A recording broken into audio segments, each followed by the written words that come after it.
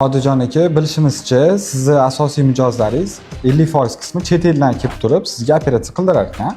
Sizni holatingizda shunaqasi ham bo'lganmi? Ya'ni u hamma narsani kelishdinglar, keldi Toshkentga deb operatsiya отказ bo'lib qoldi. Nimaga bunaqa bo'lgan? Bunaqa holatlar 30 ta 40 tadan bir martaga uchrab turadi. Eng birinchi martasi Izraeldan kelgan pasiyent bo'lgan. Hozir Izrael desam hozir hamma kommentda toshbo'ron qilishsa kerak.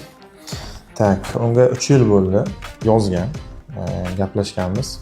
Operatsiya rejalashtirilgan, bitta kunga operatsiyadan bir kun oldin kelgan, konsultatsiya o'tkazganmiz.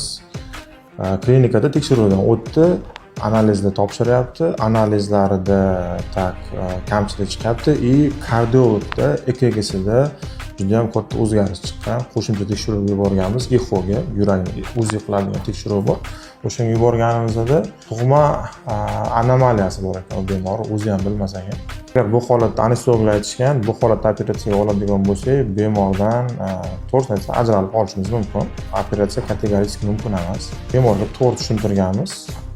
Shuncha rasxod qilgan bemor, masalan, otel olgan, operatsiyadan kelib ketish biletlarini olgan.